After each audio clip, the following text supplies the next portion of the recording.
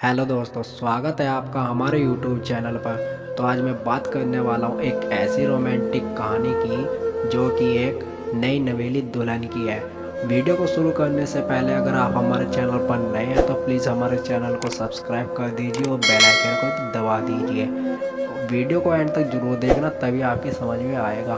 तो आज की यह वीडियो शुरू करते हैं। मेरी हाल ही में शादी हुई है, लेकिन सच बताऊं तो मैं बिल्कुल भी खुश नहीं हूँ। ऐसा इसलिए क्योंकि मेरे पति को मुझसे ज़्यादा अपनी माँ के साथ समय बिताना अच्छा लगता है। शादी करके मैं बुरी तरह फंस गई हूँ। मेरा पति किसी काम का नहीं है। किसी ने ठीक ही कहा है कि हमारा जीवन बहुत से पड़ाव से होकर गुजरता है। हर स्थिति एक नया बदलाव अपने साथ लेकर आती है। वहीं जब बात शादी की हो तो ये एक चीज़ आपको पूरी तरह से बदल सकती है।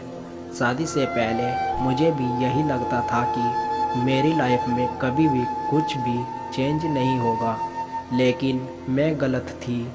मेरी ज़िंदगी उस समय पूरी तरह से बदल गई जब मेरे जीवन साथी ने मेरे जीवन में कदम रखा।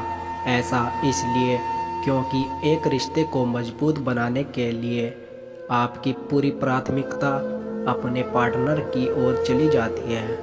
यह सब मैं इसलिए बता रही हूँ क्योंकि मेरा भी यही सपना था कि जब मैं शादी करूँगी तो सब कुछ मेरे और मेरे पति के बारे में होगा, लेकिन ऐसा नहीं हुआ।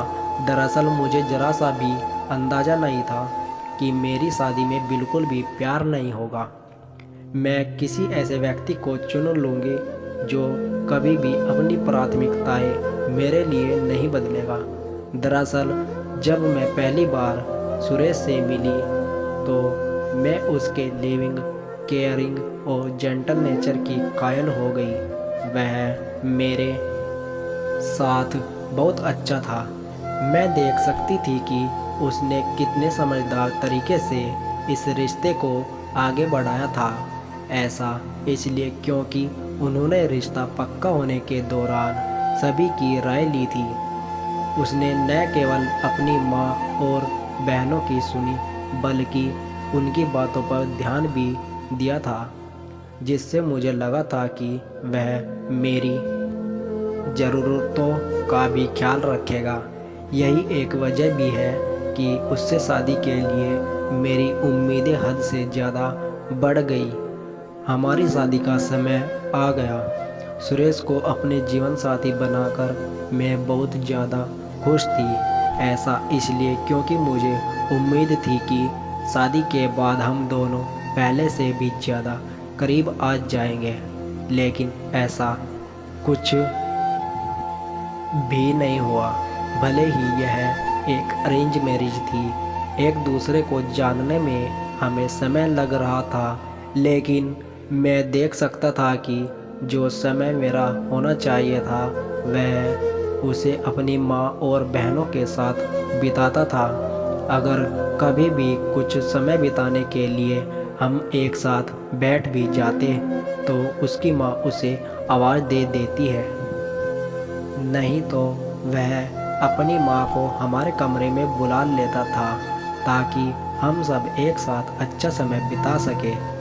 उसने कभी भी मुझे प्यार करने या हमारे रिश्ते को अपनी प्राथमिकता देने की कोशिश नहीं की। यह कभी कभार का होता तो मैं सहन भी कर लेती, लेकिन जब ऐसा हर रोज़ होने लगा तो मैं बुरी तरह चिड़चिड़ा गई। ऐसा इसलिए क्योंकि 1 साल से ज़्यादा हो गया कि हम दोनों के बीच कोई भी भावनात्मक रिश्ता नहीं बन पाया है।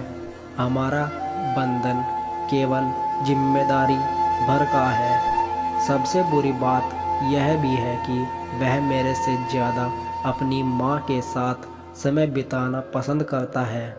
वह न केवल उनको हमारे साथ आउटिंग पर ले जाता है, बल्कि डिनर डेट्स पर भी उन्हें अपने साथ ले जाने की बात करता है। मुझे शक है कि उसे डेटस का असली मतलब पता भी है या नहीं। सच कहूँ तो वह पूरी तरह से मम्माज बॉय है। मैं अपनी शादी में बिल्कुल भी खुश नहीं हूँ। ऐसा इसलिए क्योंकि उसे कभी भी इस बात का एहसास नहीं हुआ कि उसकी पत्नी को क्या क्या चाहिए। एक आदमी का पहला प्यार हमेशा उसकी माँ नहीं रह सकती है। शादी के बाद उसे अपनी पत्नी के लिए भी जगह बनानी पड़ती है, लेकिन सुरेश की यही कमी रह रही है। यह कहना बहुत ही बेकार होगा कि मैं अभी तक अपने पति के साथ छुट्टी पर अकेले नहीं रह गई हूँ। हम जब भी बाहर जाते हैं उसमें हमेशा उनकी माँ और बहनें शामिल होती हैं।